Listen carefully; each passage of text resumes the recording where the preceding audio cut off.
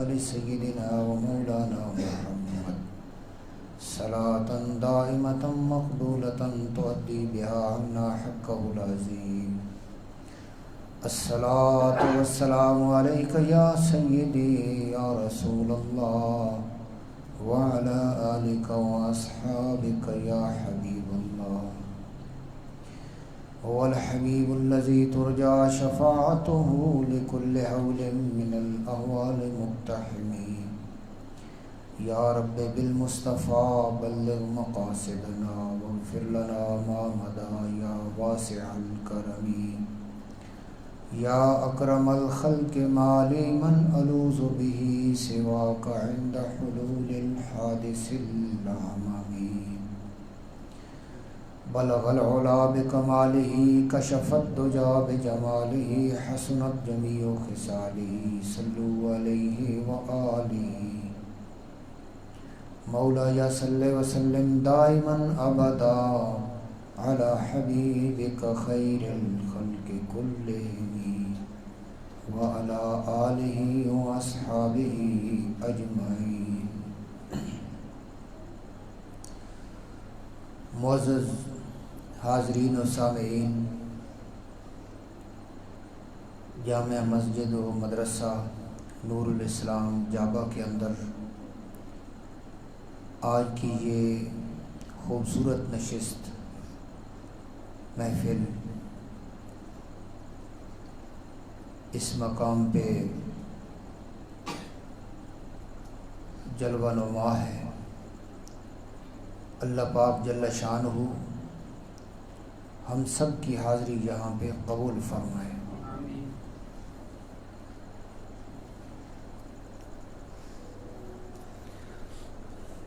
بس بڑی ہے، کوئی انتظام کوئی پنکھا لگائیں گے، یہ پیچھے سے پردہ ہٹائیں تاکہ ہوا کا کراس ہو.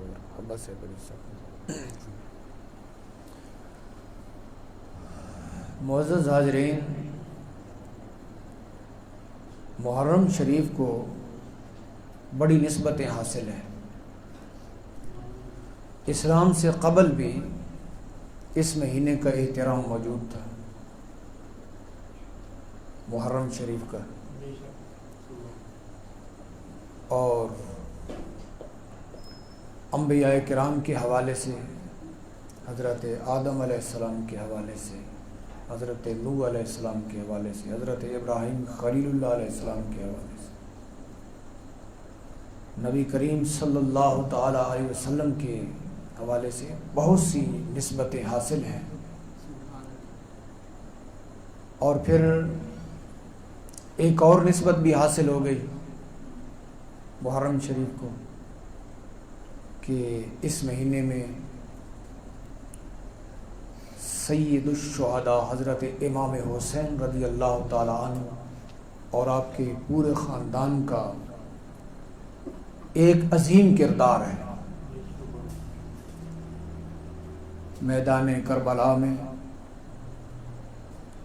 پرچم اسلام کی سربلندی کے لیے، شریعت مصطفیٰ کے تحفظ کے لیے،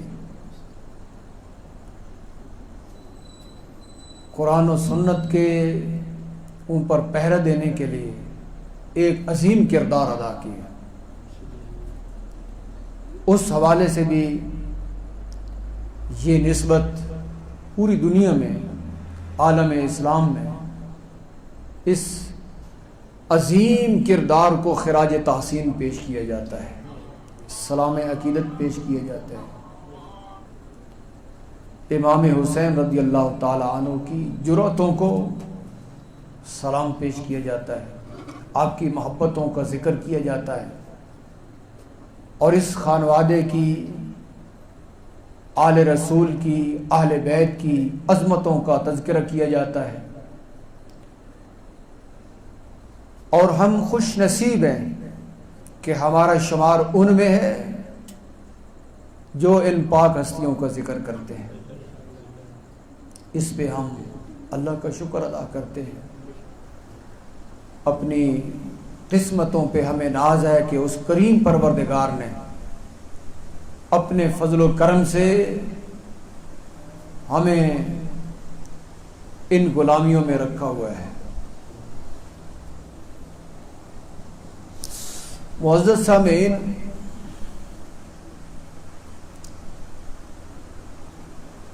جب صالحین کا ذکر ہوتا ہے تو اللہ کی رحمتوں کا نزول ہوتا ہے. عند ذکر الصالحین تنزل الرحمہ، رحمتیں نازل ہوتی ہیں. اور پھر یہ نفوس قدسیہ، پاک لوگ، اہل بیت کرام، آل رسول، اور پھر یہ عظیم کردار، اس کا ذکر، یہ اس جہان کی بھی کامیابی ہے، قبر اور حشر کی بھی کامیابی ہے. اس جہان میں بھی یہ نور ہے اور قبر کے اندر بھی یہ نور ہے. اور یہ ذکر کرنے والے، نور والی محفلوں کو سجانے والے، آپ دیکھیں کہ ان کے چہروں پہ نور اور روشنی ہے. اللہ کریم جل شانہ نے یہ بڑا احسان اور کرم فرمایا ہے. معزز حاضرین و ناظرین سامعین، اللہ پاک جل شانہ کے دربار میں ہر وقت یہ عاجزی کرنی چاہیے، دعائیں کرنی چاہیے کہ وہ کریم ذات ہمیں سیدھے راستے کے اوپر قائم رکھے. کیونکہ جو سیدھا راستہ ہے نا، اسی کے اوپر شیطان بیٹھا ہے لوگوں کو ہٹانے کے لیے. ہاں جی، اسی راستے پہ قرآن خود کہتا ہے شیطان سیدھے راستے کے اوپر بیٹھا ہوا ہے. جو اس کے اوپر چلتا ہے اس کو وہ ہٹانے کی کوشش کرتا ہے، اور جو خود پہلے سے ہٹا ہوا ہے سیدھے راستے سے، وہ تو پہلے سے ہٹا ہوا ہے، وہاں وہ پریشانی نہیں ہے اور وہ رکاوٹیں نہیں ہیں جو رکاوٹیں صراط مستقیم کے اوپر چلنے والوں کو. جو مشکلات سیدھے راستے کے اوپر ہیں وہ دوسرے مقامات پہ نہیں ہیں. آپ دیکھیں کہ دنیا کے جو ظاہری اسباب ہیں، آپ اس حوالے سے بھی دیکھیں تو شاید اکثر جگہ پہ وہ زیادہ نظر آئیں گے. اور جو اہل حق ہیں، جو صراط مستقیم کے اوپر چلنے والے ہیں، وہ اکثر اس حالت میں نظر آئیں گے کہ بظاہر دنیا کے وسائل اور اسباب کم ہیں. اور یہ آزمائش اور ابتلاء ہے. جو اہل حق ہیں، جو حق والے ہیں، یہ ان کے اوپر ابتلاء ہوتا ہے. آپ دیکھیں کہ آسانیوں میں دسترخوان کے اوپر تو سبھی برابر نظر آتے ہیں، کوئی پریشانی نہیں ہوتی. دسترخوان پہ سب اپنے نظر آتے ہیں، آسانیوں میں بھی سب اپنے نظر آتے ہیں. اور آپ خوب جانتے ہیں اپنے اور بیگانے کا جو امتیاز ہے وہ ابتلاء اور مشکل کے وقت ہوتا ہے. اس وقت پتہ چلتا ہے کہ اپنا کون ہے اور بیگانہ کون ہے. دنیا تے جو کم نہ آوے اوکھے سوکھے ویلے، اس بے فیضے سنگیے کولوں بہتر یار اکیلے. اس طرح ہے نا، جو مشکل وقت میں کام نہ آئے پھر بندہ یہی کہتا ہے کہ یہ نہ ہوتا تو بہتر تھا. اس لیے اہل حق کے اوپر ایسے ابتلاء اور آزمائشیں آتی ہیں کہ بسا اوقات بے سر و سامانی ہوتی ہے، اور بسا اوقات افراد کی قلت ہوتی ہے، اور بسا اوقات وہ شہرت نہیں ہوتی، آسانیاں نہیں ہوتی. تو کوئی بات نہیں، جو حق والے اور سچ والے ہیں وہ اسی بات پہ مطمئن ہوتے ہیں کہ اللہ کا فضل ہمارے ساتھ ہے. بظاہر دیکھیں آپ، حکومت ایک طرف تھی، سلطنت ایک طرف تھی، امام حسین رضی اللہ تعالیٰ عنہ، آپ کا خانوادہ اور آپ کے ساتھ جو جانثار تھے، یہ دوسری طرف آپ دیکھیں کہ سارے ظاہری اسباب اور وسائل دوسری طرف تھے، اور ادھر وہ ظاہری اسباب نہیں تھے، لیکن خانوادہ رسول، اہل بیت رسول، سیدنا امام حسین رضی اللہ تعالیٰ عنہ اس بات پہ مطمئن تھے کہ ہم حق کے اوپر ہیں اور ہم سچ کے اوپر ہیں اور اللہ کی رضا ہمارے ساتھ ہے۔ پھر جان بھی چلی گئی، پرواہ نہیں، کیونکہ جو سچ ہے، جو حق ہے، جو اللہ کا فضل ہے، وہ ساتھ ہے۔ ضرورت اس امر کی ہے کہ ہم ان حقائق کو سمجھیں، اور وہ جو عظیم کردار سیدنا امام حسین رضی اللہ تعالی عنہ کا ہے، جو حسینی کردار ہے اور جو حسینی نظریہ ہے، اس کو سمجھیں۔ ضرورت اس بات کی۔ نام لیوا تو بہت ہوتے ہیں، کلمہ گو بھی بہت ہیں، اپنے آپ کو مسلمان کہنے والے بھی بہت ہیں۔ اقبال نے کہا کہ جو گویم مسلمانم بلرزم کے دانم مشکلات لا الہ رہے۔ جب میں یہ کہتا ہوں نا کہ مسلمان ہوں تو کانپ جاتا ہوں، کیونکہ مجھے پتا ہے کہ لا الہ الا اللہ کے اندر کیا مشکلات ہیں۔ اس کے اندر مشکلات کون سی؟ ضرورت اس امر کی ہے کہ ہم حسینیت کو سمجھیں، حسنیت کو سمجھیں۔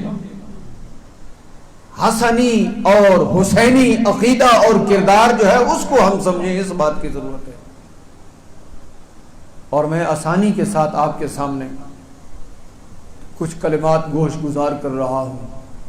اللہ تعالی ہمیں اہل بیت کے ساتھ سچی عقیدت اور محبت نصیب فرمائے۔ جو سچی عقیدت اور محبت ہوگی نا، یاد رکھنا کہ وہ صحابہ کی محبت سے الگ نہیں ہوگی، یہ پکی بات ہے۔ صحابہ کرام رضوان اللہ تعالی علیہم اجمعین سے الگ نہیں ہوگی، بالکل الگ نہیں ہوگی۔ کیوں کہ آپ لوگ دیکھ سکتے ہیں کہ اہل بیت رضوان اللہ تعالی علیہم اجمعین صحابہ کرام سے کبھی الگ نہیں ہوئے، خلفائے راشدین سے کبھی الگ نہیں ہوئے۔ دیکھ لیں، آپ قرآن میں دیکھیں، سنت میں دیکھیں، اور عملی طور پہ دیکھیں، خلفائے راشدین کے سارے نظام کو دیکھیں، اہل بیت اور آل رسول خلفائے راشدین سے الگ نہیں۔ اور یہ بات بھی ذہن میں رکھیں کہ جہاں غلطی ہوتی ہے وہاں جان چلی جاتی ہے، لیکن یہ ہستیاں غلطی کو برداشت نہیں کرتی۔ نظام غلط ہو، خدا نہ خواستہ شریعت کی خلاف ورزی ہو، اور یہ چپ رہیں، یہ ہو نہیں سکتا، یہ نہیں ہو سکتا بالکل۔ یہ اس بات کی دلیل ہے کہ اہل بیت خلفائے راشدین کے ساتھ ہیں، صحابہ کرام رضوان اللہ تعالی علیہم اجمعین کے ساتھ ہیں۔ صحابہ بھی رضوان اللہ تعالی علیہم، اہل بیت بھی رضوان اللہ تعالی علیہم۔ یہ علیہ السلام کی اصطلاح یہ انبیاء کرام کے لیے، یہ نبیوں کے لیے علیہ السلام ہے، علیہ الصلوۃ والسلام، یہ نبیوں کے لیے۔ جب صحابہ کا ذکر ہو، اہل بیت بھی صحابہ ہے نا۔ صحابی کون ہوتا ہے؟ کون ہوتا ہے صحابی؟ جس نے ایمان کے ساتھ رسول پاک صلی اللہ علیہ وسلم کی مجلس کو پا لیا، وہ صحابی ہے۔ اور جس وقت صحابی کے فضائل بیان ہو رہے ہیں تو وہ صرف صحابی کے نہیں ہیں، وہ اہل بیت کے فضائل بھی ہیں۔ اس بات کو ذہن میں رکھے، بہت زیادہ توجہ رکھنا، ورنہ بات سمجھ نہیں آئے گی۔ جب صحابی کی ہم شان بیان کر رہے ہیں نا، صحابی کی، تو آپ سمجھیں کہ حسنین کریمین کی شان بھی اس کے اندر بیان ہو رہی ہے کہ وہ بھی صحابی ہیں، وہ صحابی نہیں۔ وہ بھی صحابی ہیں، اعلیٰ درجے کے صحابی ہیں۔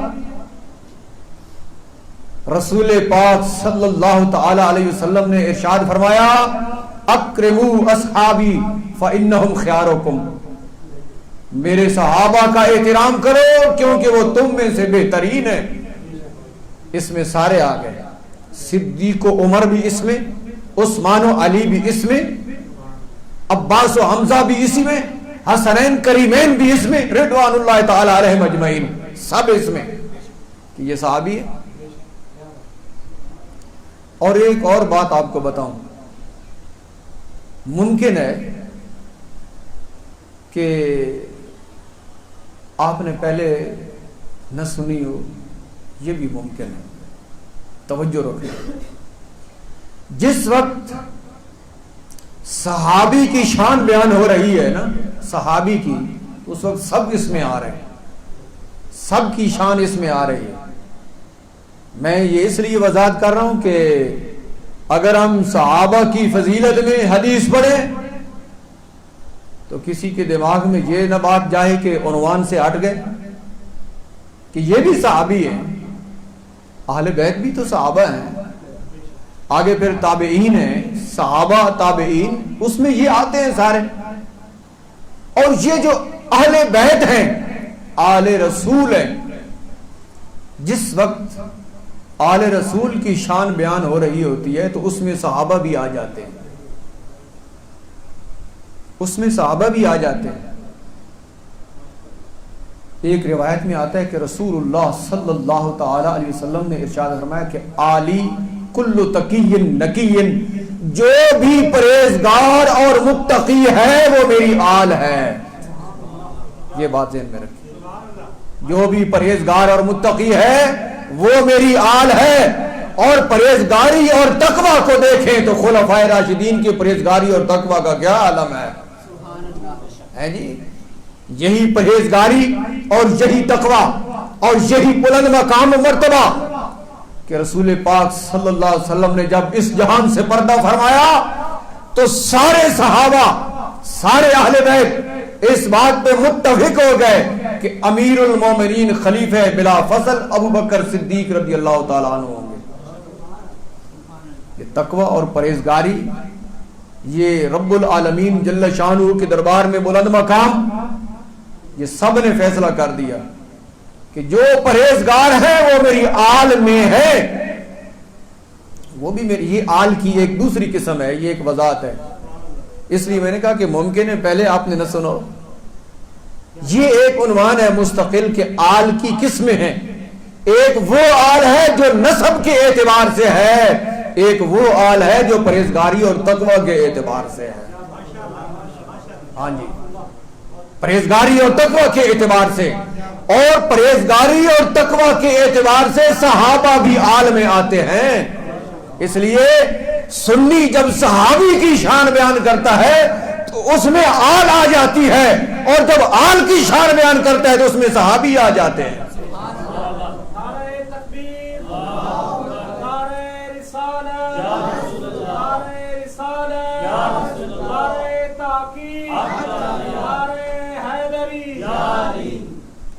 بالکل جدائی نہیں ہے، اہل بیت، آل رسول اور صحابہ کرام رضوان اللہ تعالی عنہم اجمعین، بالکل جدائی نہیں ہے۔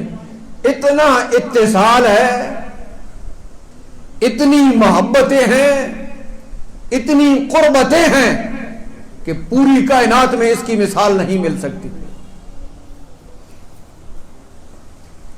دلائل کے ساتھ ساتھ اگر ویسے بندہ ذہن میں سوچے بھی صحیح، عقلی طور پہ بھی سوچے تو وہ اس نتیجے پہ پہنچے گا۔ اور بالخصوص جس وقت ہم شہدائے کربلا کو بیان کر رہے ہوتے ہیں، ان کے عظیم کردار کو بیان کر رہے ہوتے ہیں، بھائی کیا ضرورت محسوس ہوئی تھی کہ ان ہستیوں نے اپنی جان کو قربان کر دیا؟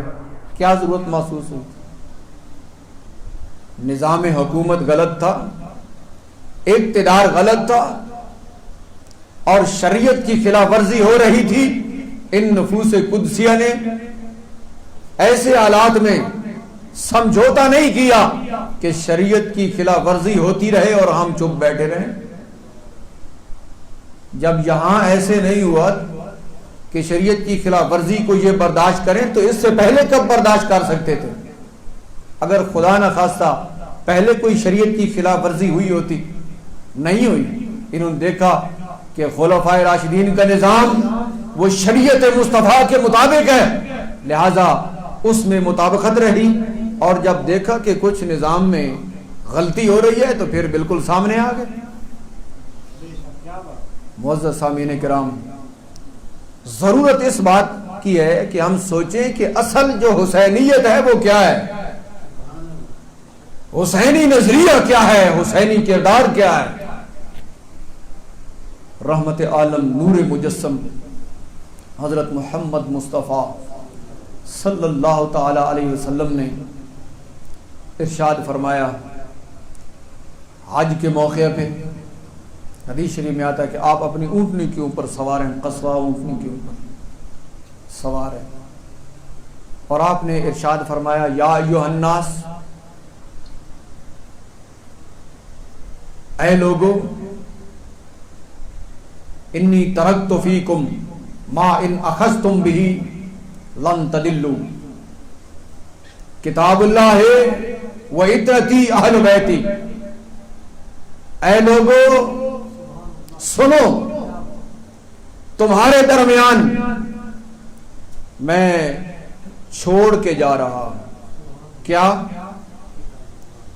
ان اخذتم بہ لن تضلوا، اگر تم نے اس کو مضبوطی سے پکڑے رکھا تو کبھی تم گمراہ نہیں ہو جاؤ۔ اگر تم نے مضبوطی سے پکڑے رکھا تو تم کبھی گمراہ نہیں ہوگے۔ وہ کیا چیز ہے جس کو میں چھوڑ کے جا رہا ہوں؟ ارشاد فرمایا، کتاب اللہ و عترتی اہل بیتی۔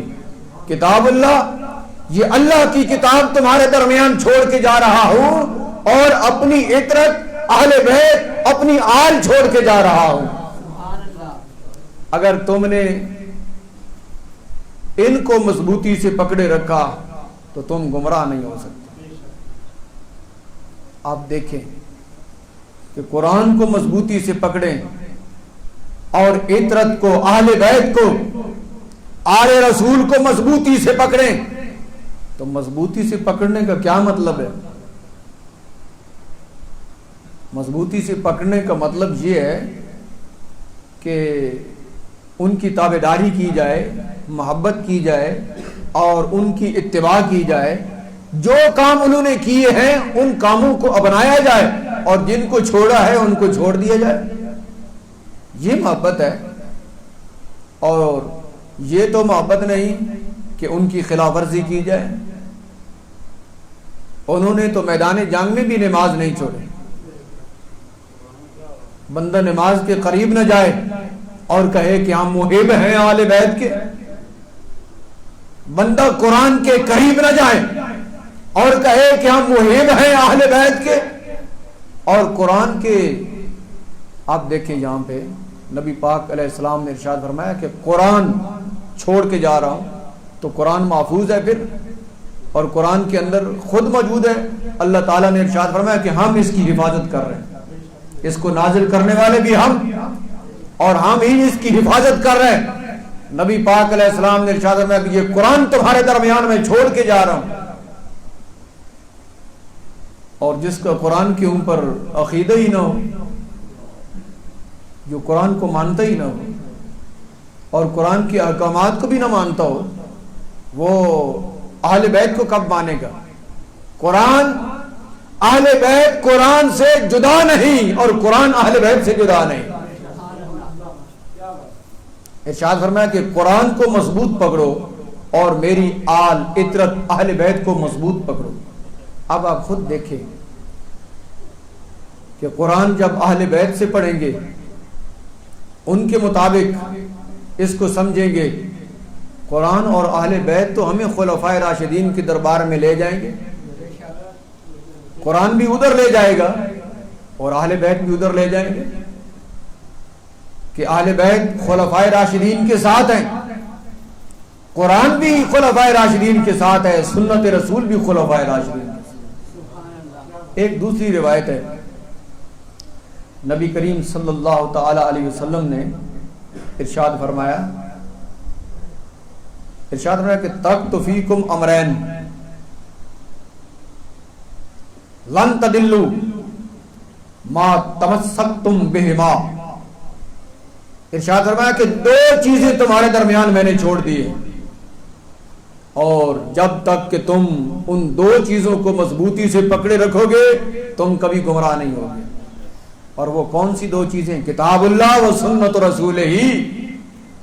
وہ اللہ کی کتاب ہے اور اللہ کے رسول کی سنت ہے.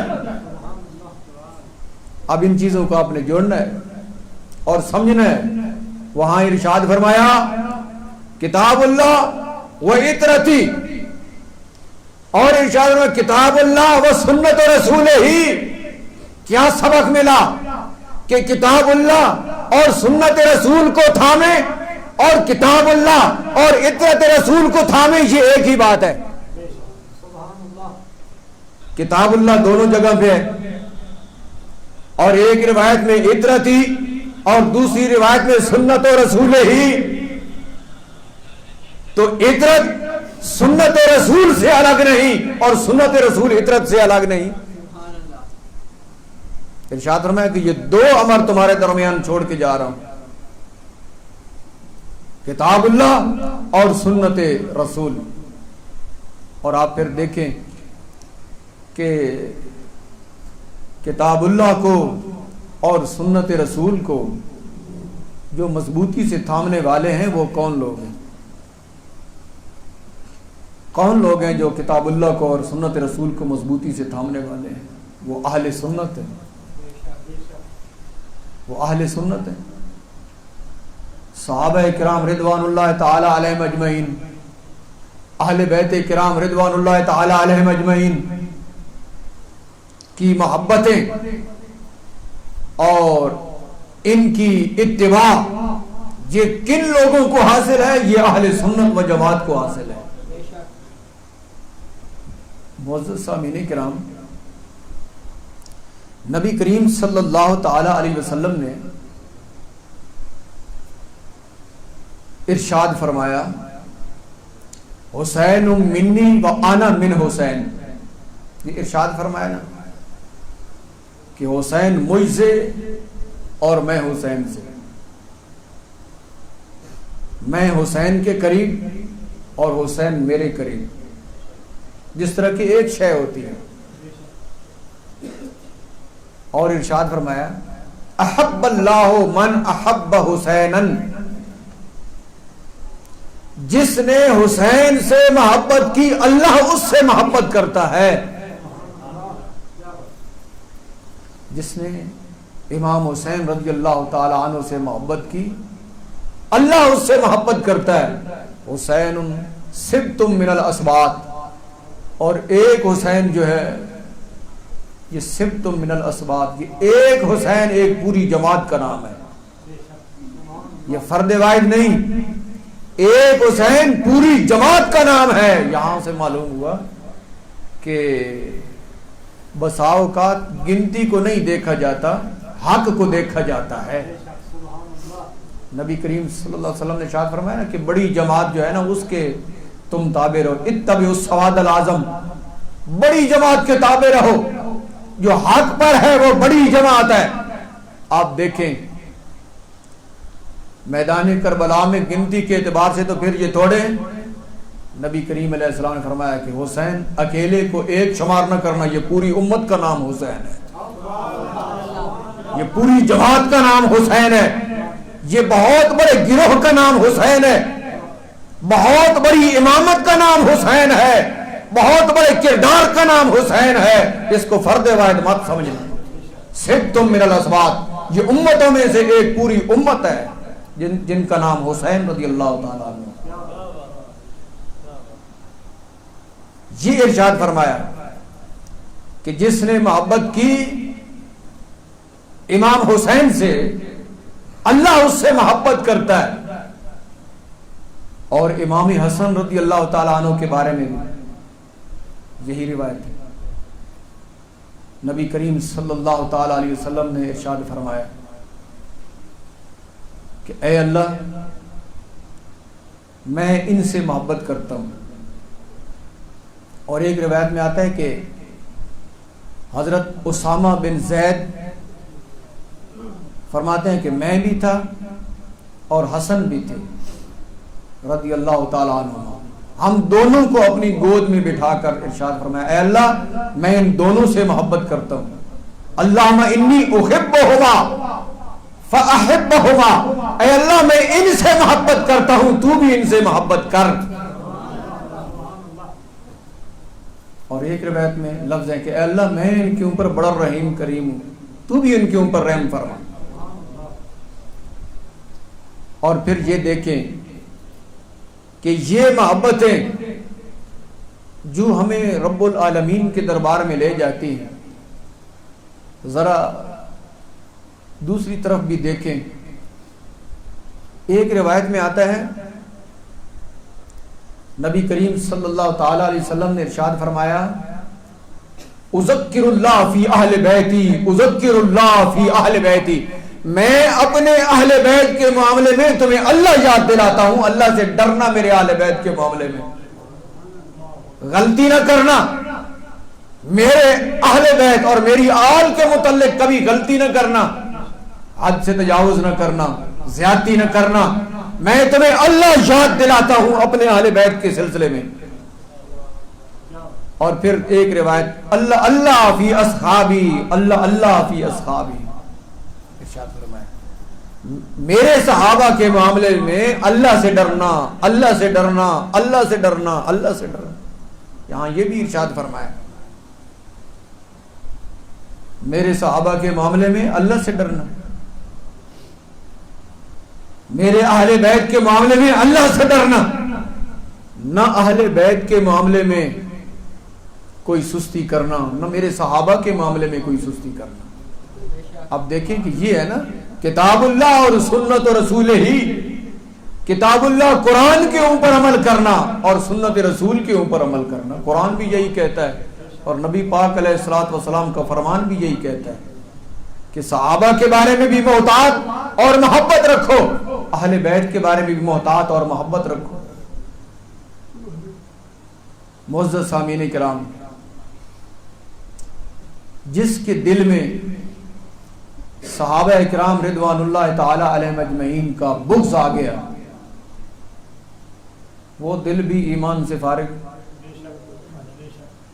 اور جس دل میں اہل بیت رضوان اللہ تعالی علیہم اجمعین کا بغض آ گیا وہ بھی ایمان سے فارغ. کیونکہ یہ جو دو محبتیں ہیں لفظوں میں، حقیقت میں یہ محبت ایک ہی ہے. صحابہ کی محبت، اہل بیت کی محبت، یہ لفظ تو دو ہیں لیکن محبت یہ ایک ہی ہے. اس کے اندر افتراق نہیں ہو سکتا، جدائی نہیں ہو سکتی، یہ ایک ہی محبت ہے. اور یہ عقائد کا مسئلہ ہے کہ جو ایمان ہے نا اس کے بھی ٹکڑے نہیں ہوتے. یہ عقائد کا مسئلہ ہے، میں آسانی کے ساتھ عرض کر رہا ہوں. ایمان کے بھی ٹکڑے نہیں ہوتے کہ کوئی کہے کہ اہل بیت کی محبت رکھتے ہیں تو ایک ٹکڑا ایمان کا ہمارے پاس ہے، کوئی کہے کہ ہم صحابہ کے ساتھ محبت کرتے ہیں تو ایک ٹکڑا ایمان کا ہمارے ساتھ ہے. نہیں، یہ ایمان کے ٹکڑے بھی نہیں ہوتے. ایمان بھی ایک ہی شے کا نام ہے، اس کے ٹکڑے نہیں ہوتے. تو جس کے دل سے اہل بیت کی محبت گئی ایمان مکمل گیا، اور جس کے دل سے صحابہ کی محبت گئی وہاں بھی ایمان مکمل گیا. کوئی ٹکڑا نہیں رہا اس کے پاس کہ ہو گیا کچھ ایمان رہ گیا، نہ خاتمہ ہو گیا، صفایا ہو گیا. اور اہل سنت اللہ کا شکر ادا کریں کہ دل صحابہ کی محبت سے بھی بھرے ہوئے، اہل بیت کی محبت سے بھی بھرے ہوئے. صدیق و عمر کا ذکر ہو تو دل مسرور ہے، عثمان و علی کا ذکر ہو تو دل خوش ہے، اور اہل بیت کا ذکر ہو تو دل محبتوں سے مچل رہا ہے رضوان اللہ تعالی علیہ اجمعین. تو قرآن بھی تو یہی کہتا ہے، نبی پاک صلی اللہ علیہ وسلم کا ارشاد بھی تو یہی کہتا ہے. ایک روایت میں آتا ہے کہ نبی پاک صلی اللہ تعالی علیہ وسلم نے ارشاد فرمایا کہ ایمان کی جو نشانی ہے نا وہ انصار کے ساتھ محبت ہے. صحابہ جو انصار ہے نا وہ آیت الایمان حب الانصار، جو ایمان کی نشانی ہے وہ انصار کے ساتھ محبت ہے. وہ آیت النفاق بغض الانصار، اور منافقت کی نشانی انصار کے ساتھ بغض ہے. مہاجرین و انصار سب صحابہ کے ساتھ پیار، یہ ایمان کی نشانی ہے. اب صحابہ کے متعلق نبی کریم علیہ الصلوۃ والسلام نے ارشاد فرمایا فمن احبہم فبحبی احبہم. یہ حدیث شریف کا ایک جملہ درمیان سے عرض کر رہا ہوں. نبی کریم علیہ الصلوۃ والسلام نے ارشاد فرمایا کہ جس نے صحابہ سے محبت کی تو اس نے میری محبت کی وجہ سے صحابہ سے محبت کی. گویا کہ اس کے دل میں میری محبت ہے تب تو اس نے صحابہ سے محبت کی. جس نے میرے صحابہ سے محبت کی میری وجہ سے اس نے محبت کی کہ میرے صحابہ ہیں. اور صحابی کا آپ کو پتہ ہے بڑا مقام ہے، بڑا مقام ہے صحابی کا. کسی دماغ میں نہیں آ سکتا کہ صحابی کا مقام کتنا بلند و بالا ہے، کتنا اونچا مقام ہے صحابی کا.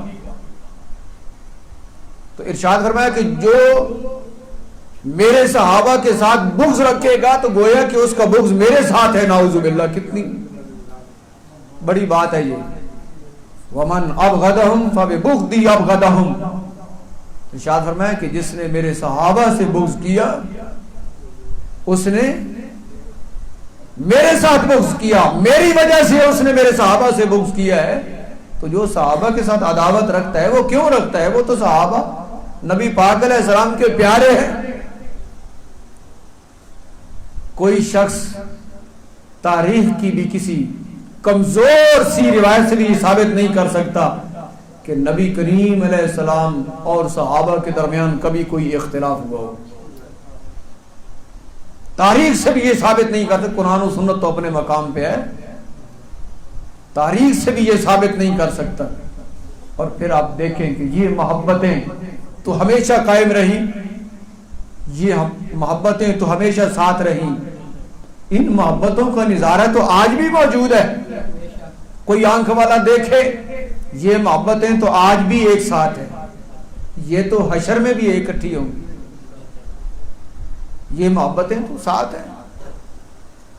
تو نبی کریم علیہ الصلوۃ والسلام نے ارشاد فرمایا کہ میرے اہل بیت کے ساتھ جو تم محبت کرو تو میری وجہ سے محبت کرو. وَأَحِبُّوا أَهْلَ بَيْتِي لِحُبِّي. جو میرے اہل بیت کے ساتھ محبت ہے تو میری وجہ سے محبت ہے. تو صحابہ کے ساتھ جو محبت ہے وہ بھی نبی پاک علیہ السلام کی وجہ سے محبت ہے. تو محبت کا نقطہ تو درمیان میں ایک ہی آیا نا. صحابہ سے محبت بھی نبی پاک علیہ السلام کی وجہ سے، اہل بیت سے محبت بھی نبی پاک علیہ السلام کی وجہ سے. اور یہ بات ہے کہ ہر صحابی بڑے مقام اور بڑی شان والا ہے. حضرت امیر معاویہ رضی اللہ تعالی عنہ صحابی رسول، خال المومنین، کاتب وحی، امیر المومنین،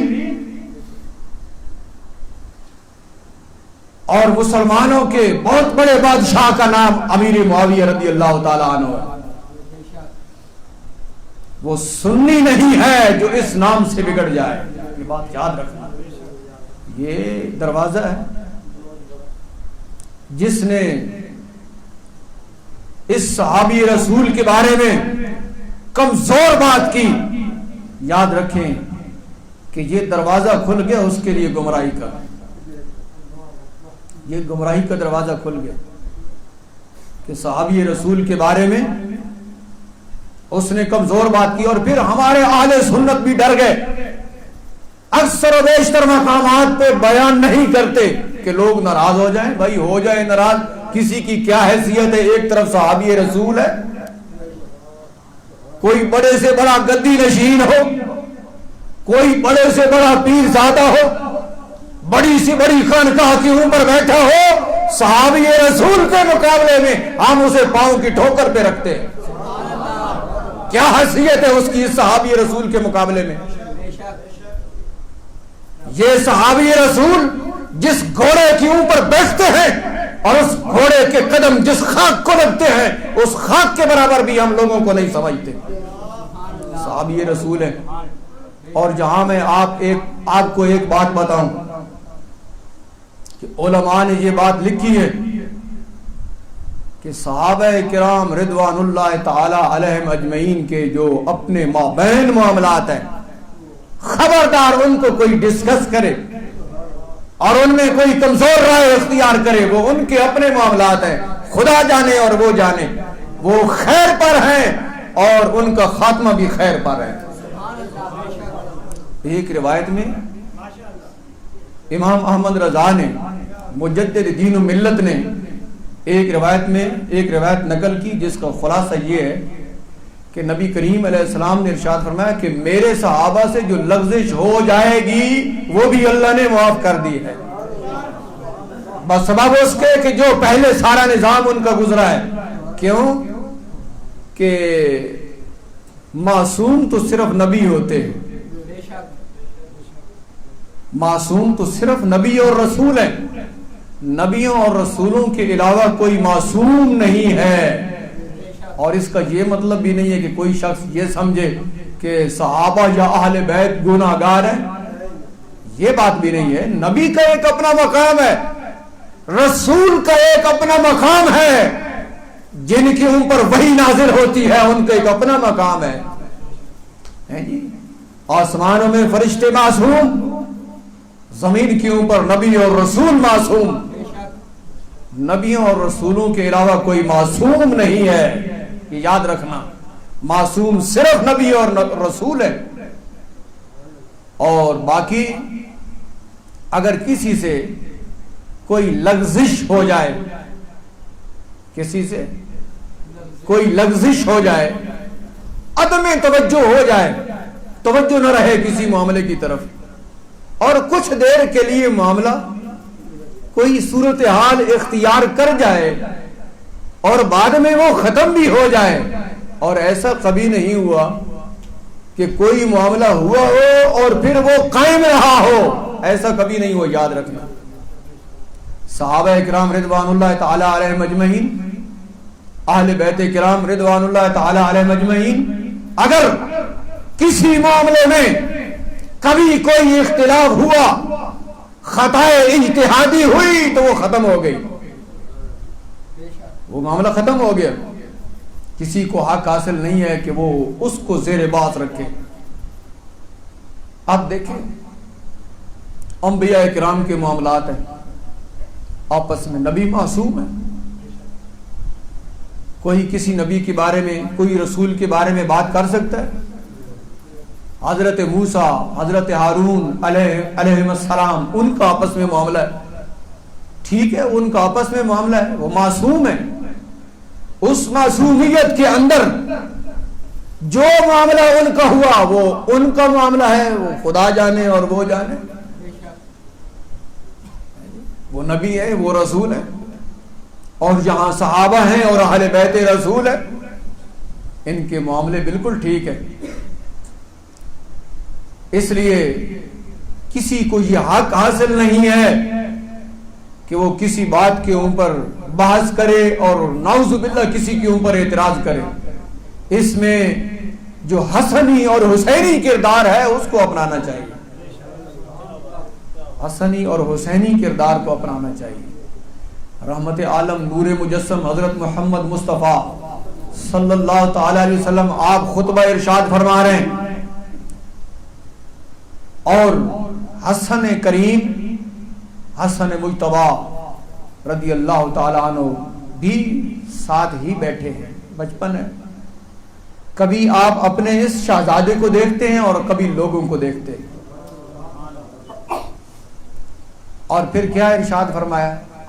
آنے والے حالات کو مشاہدہ فرمایا۔ آپ کو پتہ ہے نبی پاک علیہ السلام کے سامنے سارے معاملات ہیں، اس لیے آپ نے ارشاد فرمایا کہ آنے والے وقتوں میں اگر کوئی تمہیں معاملہ نظر آئے کہ شاید یہ اختلاف ہو گیا تو تم نے اس اختلاف کو نہیں لینا. ان کا اختلاف خود ہی انہیں ختم کر دیا. تم اس میں مت کوئی منصف یا جج بننا. کیوں؟ تم ان سے بڑے ہو کہ تم فیصلہ کرو گے؟ ان کا فیصلہ ان کے بڑے کریں گے اور وہ رضی اللہ تعالی عنہم ہیں. خبردار کہ تم ان کے معاملے میں بات کرو. صحابہ کے بارے میں اور اہل بیت کے بارے میں کوئی بات کرو. امیر معاویہ رضی اللہ تعالی عنہ، نبی پاک صلی اللہ علیہ وسلم نے ارشاد فرمایا اللہم اجعلہ ہادیا مہدیا وہد بہ. اے اللہ معاویہ کو ہادی بنا، مہدی بنا اور لوگوں کو ان کی وجہ سے ہدایت عطا فرما. اس لیے جس نے قدر کی صحابی سمجھ کر اس کے لیے ہدایت ہے. یہ نقطہ ہے، یہ حدیث ہے، یہ ترمذی کے اندر بھی موجود ہے. رحمت عالم نور مجسم صلی اللہ تعالی علیہ وسلم نے ارشاد فرمایا کہ اے اللہ معاویہ کو ہادی بنا، مہدی بنا اور ان کی وجہ سے لوگوں کو ہدایت عطا فرما. تو آج بھی جو صحابی مان رہے ہیں امیر معاویہ کی وجہ سے وہ ہدایت پر ہیں، اور جو اعتراض کر رہے ہیں وہ ہدایت سے ہٹے ہوئے ہیں. کوئی آ کے بات تو کرے. کسی امام نے امیر معاویہ رضی اللہ تعالی عنہ کی صحابیت کا انکار کیا ہو؟ کسی امام نے بتائے؟ کوئی؟ تاریخ والے کرتے رہے، آج کے جاہل کرتے رہے اور لوگ اس عنوان سے ڈرتے رہے جس عنوان کو رسول اللہ صلی اللہ علیہ وسلم نے بیان فرمایا ہے. ہم ممبر رسول پہ بیٹھ کے اس عنوان کو کیوں نہ بیان کریں؟ نبی کریم علیہ السلام فرمایا کہ اے اللہ ان کو ہادی بنا. تو جن کے لیے آپ دعا فرمائیں کہ یا اللہ ان کو ہادی بنا، تو ہم ان کے ہادی ہونے کی بات کیوں نہ کریں؟ وہ ہادی ہیں، وہ مہدی ہیں اور ان کی وجہ سے لوگوں کو ہدایت ہے. نبی پاک صلی اللہ علیہ وسلم خطبہ ارشاد فرما رہے ہیں. روایت میں آتا ہے کہ نبی پاک علیہ السلام اپنے اس نواسے حسن مجتبی رضی اللہ تعالیٰ عنہ کو دیکھتے ہیں اور کبھی لوگوں کو دیکھتے ہیں. کبھی اپنے اس شہزادے کو دیکھتے ہیں اور کبھی لوگوں کو دیکھتے ہیں. اور پھر کیا ارشاد فرمایا؟ ان ابنی ھذا سید، بے شک کہ میرا یہ بیٹا سردار ہے. بے شک کہ میرا یہ بیٹا سردار ہے. یہ حدیث میں آ گئی بات. یہ حدیث میں میرا یہ بیٹا سردار ہے.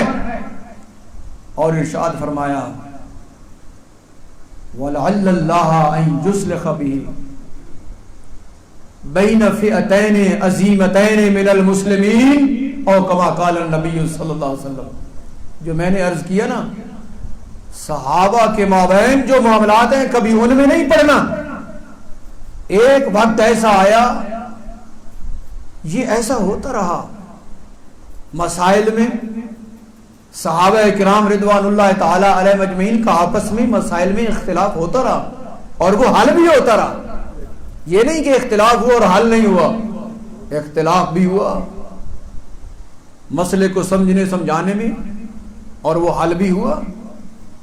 الحمدللہ ایک مسئلہ امیر المومنین عمر فاروق رضی اللہ تعالیٰ عنہ نے بیان کیا، اور وہ امیر المومنین کے جن کے بارے میں نبی کریم علیہ السلام نے ارشاد فرمایا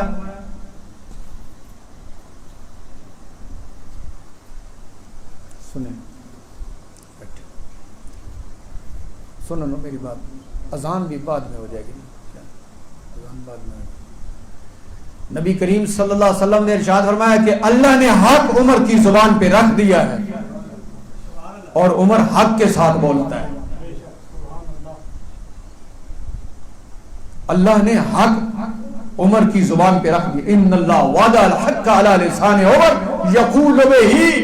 اللہ نے عمر کی زبان پہ حق رکھ دیا ہے، عمر اسی کے ساتھ بولتا ہے. اس کے باوجود ایک مسئلہ بیان کرنے میں نے عرض کیا کہ معصوم صرف نبی اور رسول ہے. اتنی بڑی شان کے باوجود ایک مسئلہ بیان کرتے ہوئے توجہ نہ رہی. اس طرح ہو جاتا ہے توجہ نہ رہے، جس کو کہتے ہیں عدم التفات، عدم توجہ. لوگوں کو پتہ ہی نہیں ہے کہ توجہ نہ رہنا یہ اس طرح ہو جاتا ہے، اور اس سے مقام اور مرتبہ گھٹتا بھی نہیں ہے.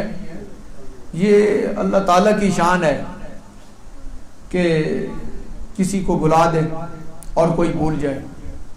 یہاں تک کہ معاملات جب شریعت کے آتے ہیں تو بعض جگہ پہ نبی پاک صلی اللہ علیہ وسلم کو بھی بلایا گیا ہے جی.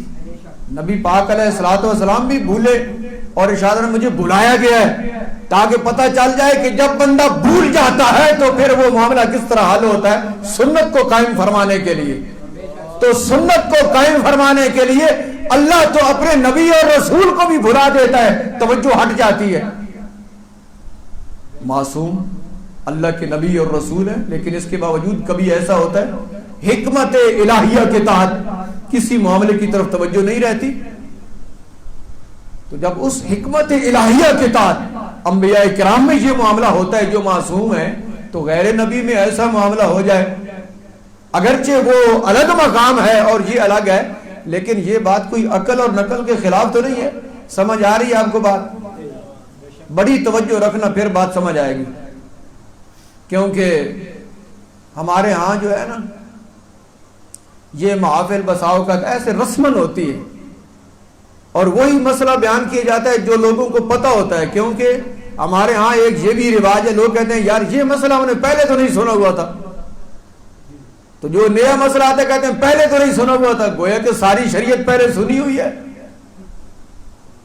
کہ جو سنا ہوا نہیں ہے وہ ٹھیک نہیں ہے. ایسی بات تو امام اعظم ابو حنیفہ بھی نہیں کر سکتے کہ جو بات ہم نے نہیں سنی ہوئی. ایسی بات تو صحابی رسول بھی نہیں کر سکتا کہ جو بات ہم نے نہیں سنی. کہ ساری احادیث تو کوئی صحابی بھی یہ دعویٰ نہیں کر سکتا کہ ہم نے ساری احادیث سنی ہوئی ہے. تو آج کوئی بندہ کہے کہ یار یہ ایسا مسئلہ ہے جو پہلے ہم نے نہیں سنا تھا. اس لیے شریعت کو بڑی توجہ اور بڑے غور سے سننا چاہیے بیان کو، پھر جا کے بات سمجھ آتی ہے کہ یہ ہو سکتا ہے کہ کسی معاملے کی طرف توجہ نہ رہے، باوجود اتنی جلالت شان کے ایک مسئلہ بیان فرمایا اور اس میں کچھ تسامح ہو گیا. علی المرتضی رضی اللہ تعالیٰ عنہ نے آگاہ فرمایا تو امیر المومنین نے کیا فرمایا؟ لولا علی لہلک عمر. شکر ہے علی المرتضی تھے، عمر تو مسئلہ غلط بیان کر کے ہلاک ہو جاتا. اگر آج علی نہ ہوتے تو عمر ہلاک ہو جاتا. شکر ہے تم تھے کہ تم نے ہمیں بتا دیا کہ مسئلہ اس طرح ہے. دیکھو یہ بات ہے کہ توجہ نہ رہنا کسی مسئلے کی طرف اور کوئی مسئلہ بھول جانا یہ کوئی بات نہیں. اختلاف مسائل میں ہو جانا اور پھر سمجھ آ جانا یہ کوئی بات نہیں. اب اگر کوئی شخص یہ کہے کہ خدا نہ خواستہ کہ امیر المومنین عمر فاروق نے یہ مسئلہ بیان کیا تھا غلط تھا، تو پھر وہ اگر اس میں کوئی نقص نکالے تو وہ گمراہ ہو جائے گا نا، گمراہ ہو جائے گا نا. بھائی ٹھیک ہے توجہ نہ رہی، جب توجہ ہو گئی تو ٹھیک ہو گیا معاملہ. بعین ہی یہی صورتحال ہے سارے معاملات کی، صحابہ کے مابین، اہل بیت کے مابین. اگر کسی مسئلے میں کچھ ہوا تو پھر سمجھ آ گیا، جب سمجھ آئے تو معاملہ ٹھیک ہو گیا. اب آگے جج بننے کی کسی اور کو ضرورت نہیں ہے، وہ غلامی کریں. صحابہ کے بھی غلام ہیں، اہل بیت کے بھی غلام ہیں. ہاں جی، ان کے جو معاملات ہیں وہ جانیں، ان کو خدا جانے. وہ عظیم لوگ ہیں، وہ عظیم ہستیاں ہیں، اعتراض کا کسی کو حق ہی نہیں ہے. اب نبی پاک علیہ السلام نے کیا ارشاد فرمایا؟ جو میں نے یہ تمہید تھوڑی سی بنائی کہ کچھ ہو گیا اختلاف مسئلے میں، ہونا تھا، اور نبی پاک علیہ السلام نگاہ نبوت سے مشاہدہ فرما رہے تھے. ارشاد فرمایا کہ میرا یہ بیٹا سردار ہے اور آنے والے وقتوں میں مسلمانوں کی دو جماعتوں میں اختلاف ہو جائے گا. ایک جماعت امیر معاویہ رضی اللہ تعالیٰ عنہ کے ساتھ اور ایک جماعت امام حسن رضی اللہ تعالیٰ عنہ کے ساتھ اختلاف ہو جائے گا. اس اختلاف کو مٹانے والے نبی پاک نے فرمایا کہ میرا یہ بیٹا حسن ہوگا. اختلاف ہو گیا اختلاف، لیکن امام حسن نے مسلمانوں کی دو جماعتوں کے درمیان صلح کرا دی، اختلاف کو اٹھا دیا اور دونوں عظیم جماعتوں کے درمیان صلح ہو گئی اور حضرت معاویہ امیر المومنین منتخب ہو گئے رضی اللہ تعالی عنہما. جس صلح کے اوپر امام حسن خوش ہیں اور جو صلح کرانے والے امام حسن ہیں، ایمان سے بتلائیے ہمیں اس صلح کو قبول کرنا چاہیے یا نہیں کرنا چاہیے؟ حسنی نظریہ، حسنی عقیدہ رکھنا چاہیے کہ جو صلح امام حسن نے کرائی تو جب ہم ان کے تابع دار ہیں تو ہمیں وہ صلح قبول کرنی چاہیے. جو کچھ واقعہ ہوا اس واقعہ کو آپ نے رفع فرما دیا، جب رفع ہو گیا تو معاملہ ٹھیک ہو گیا. لوگوں نے ان معاملات کو الجھایا ہے. اب کہا جاتا ہے کہ ایسا عنوان عوام میں زیادہ نہیں بیان کرنا چاہیے، لیکن میں نے اس لیے بیان کر دیا کہ لوگوں نے اس مسئلے کو بیان کر کے عوام کو الجھایا ہے. جب عوام الجھ گئی ہے تو پھر ان کو سلجھانے کے لیے کچھ بتانا پڑے گا، سمجھانے کے لیے کچھ بتانا پڑے گا کہ یہ معاملہ سلجھاؤ میں ہے، الجھاؤ میں نہیں ہے. اور صحابہ اور اہل بیت نے اپنے معاملات کو مکمل طور پہ حل فرما کے جو ہے نا ان کو ٹھیک کر دیا ہے. کسی مسئلے میں اگر کسی کی توجہ ہٹی، آپ دیکھیں جس وقت نبی کریم صلی اللہ علیہ وسلم نے پردہ فرمایا، امیر المومنین عمر فاروق باوجود اتنی جلالت شان کے آپ نے فرمایا کہ خبردار اگر کسی نے کہا نا کہ نبی پاک علیہ السلام کا وصال ہو گیا میں اس کا سر قلم کر دوں گا. یہ فرمایا امیر المومنین عمر فاروق اتنی بڑی جلالت شانی کے باوجود جب وہ ایسا معاملہ ہوا گھبرا گئے، پریشان ہو گئے کہ خبردار ایسی کوئی بات کرے. تو اس معاملے کو کس نے سلجھایا تھا؟ ابو بکر صدیق نے سلجھایا تھا. آپ نے بتایا اور آپ نے جب خطبہ ارشاد فرمایا تو عمر فاروق کا دل مطمئن ہو گیا. تو ایسا ہوتا رہا نا تو پھر کیا ہے. لیکن ان کی شان بڑی بلند و بالا ہے. ایسے معاملات جب ہو جائیں کسی کی توجہ نہ رہے تو دوسرا آ کے سمجھا دیتا ہے. یہ معاملات ہیں، وہ پاک ہستیاں ہیں، صحابہ ہیں، اہل بیت ہیں. ہر صحابی اور اہل بیت کا ہر فرد وہ پاک لوگ ہیں، وہ عظیم لوگ ہیں. ان کی محبت اور ان کی تابعداری میں ہی نجات ہے. اگر کوئی تاریخی واقعات یا تاریخی کتابیں یہ عجیب کہانیوں سے بھری ہوئی ہے. ایسی بات ہے کہ بندہ پڑھ کے اس کا دماغ پاگل ہو جاتا ہے. لیکن بندہ کسی جو ہے نا امام کے دربار میں جائے اور کسی بزرگ ہستی کے دربار میں جائے تو وہ اس مسئلے کو یوں سمجھائیں گے کہ بندے کا دل صاف ہو جائے گا. معزز سامعین، ضرورت اسی امر کی ہے کہ ہم ان نظریات و عقائد کو سمجھ لیں اور اس کے اوپر مضبوطی سے قائم رہیں.